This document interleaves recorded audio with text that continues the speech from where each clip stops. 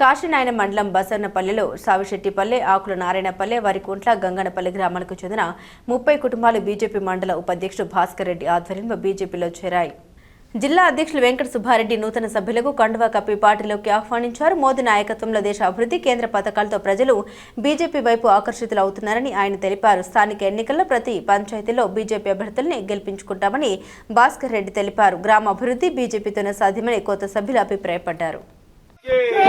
भारत माता की जय, भारत माता की जय, बीजेपी जिंदाबाद, बीजेपी जिंदाबाद, बीजेपी जिंदाबाद, जिंदाबाद जिंदाबाद, बीजेपी जिंदाबाद. నేడు బసనపల్లె గ్రామంలో ఏదైతే జాతీయ అధ్యక్షులు నితిన్ నబీన్ గారు మరియు మా రాష్ట్ర రథసారైనటువంటి పివిఎన్ మాధవ్ గారు, ఆరోగ్య శాఖ మంత్రులు సత్యకుమార్ గారి ఆధ్వర్యంలో మన ఊరు మన జెండా కార్యక్రమం ద్వారా ప్రజల దగ్గరికి చేరువ కావడానికి ఏర్పాటు చేసినటువంటి కార్యక్రమంలో భాగంగా నేడు జెండా కార్యక్రమం ఈరోజు ఇక్కడ ఏర్పాటు చేసుకోవడం జరిగింది.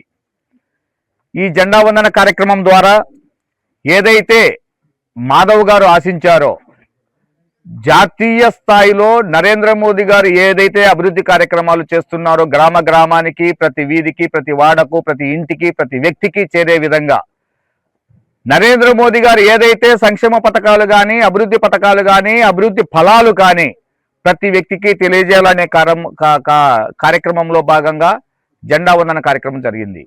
ఈ కార్యక్రమంలో ఒక స్కాన్ కోడ్ ద్వారా ఆ గ్రామానికి ఎంతమంది వ్యక్తులకు 5 కేజీల బియ్యం చేరుతుంది, ఎంతమంది వ్యక్తులకు అంగన్వాడీ కేంద్రాల ద్వారా ఎంతమంది తల్లులకు కానీ, ఎంతమంది బిడ్డలకు కానీ ఆరోగ్య సంక్షేమ పథకాలు చేరుతున్నాయి, ఎంతమందికి ప్రధానమంత్రి ఆవాస్ యోజన ద్వారా ఇండ్లు చేరుకున్నాయి, ఎన్ని గ్రామాల ఏ గ్రామంలో రోడ్లు ఏర్పడుతున్నాయి, ట్యూబ్ లైట్లు వస్తున్నాయి, మరియు సంక్షేమ పథకాలు వాటర్ స్కీమ్ కానీ ఏదైనా సరే వస్తున్నాయి అనేది ఈ కార్యక్రమం ద్వారా స్కాన్ కోడ్ ద్వారా ప్రతి వ్యక్తి తెలుసుకునే విధంగా ఈ కార్యక్రమాలు ఏర్పాటు చేయడం జరిగింది. నేడు చూస్తున్నాము దేశంలో ఏదైతే నారీ శక్తి వందన్ అధినియం ద్వారా 33% మహిళలకు రాజకీయంగా కూడా వారికి లబ్ధి చేకూర్చాలని నరేంద్ర మోదీ గారు ఆశించారో, కుటిల రాజకీయాలతో కాంగ్రెస్ ప్రభుత్వము, కమ్యూనిస్టు ప్రభుత్వాలు మరియు టీఎంసీ ప్రభుత్వాలు ఆ యొక్క బిల్లును వ్యతిరేకించడం జరిగింది. 50% చొప్పున అసెంబ్లీ మరియు పార్లమెంటు సీట్లను పెంచాలని రూపొందించారో అది కేవలం భారతీయ జనతా పార్టీ ప్రయోజనం కోసం కాదు.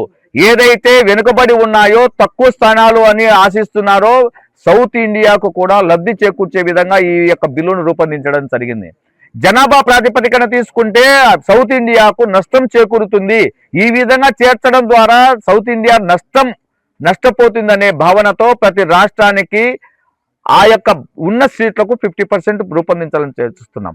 ఈరోజు మేమైతే ఛాలెంజ్ చేస్తున్నాం, నెక్స్ట్ ఏ రోజైతే జనాభా ప్రాతిపదికన చేస్తారో ఆ రోజు సీట్ల శాతం తగ్గితే మీరు బాధ్యత వహిస్తారా? మీరు సౌత్ ఇండియాకు మీరు క్షమాపణ చెప్తారా అని మేము కాంగ్రెస్ పార్టీని కానీ కమ్యూనిస్టు ప్రభుత్వాలను కానీ కోరుచున్నాము.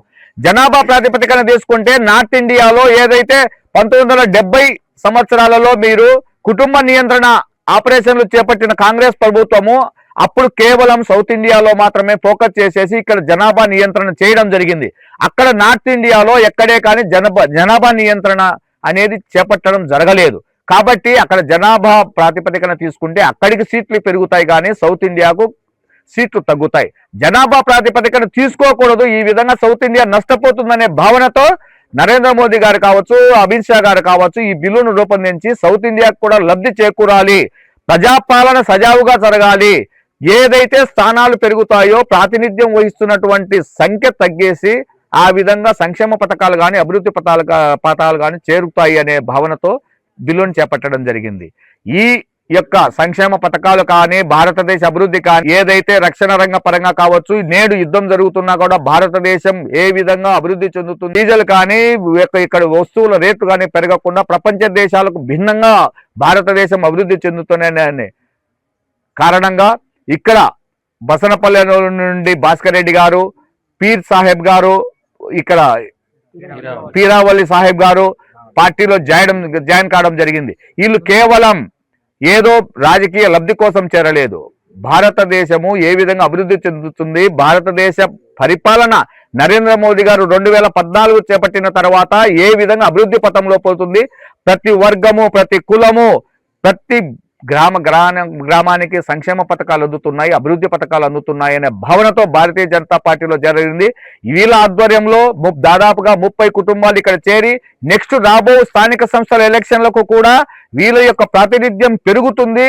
వీళ్ళ ప్రాతినిధ్యం ద్వారా మేము కూడా గ్రామాన అభివృద్ధి పథకాలను మరియు సంక్షేమ పథకాలను అన్నింటినీ చేరుస్తామని తెలియజేసుకుంటున్నాం.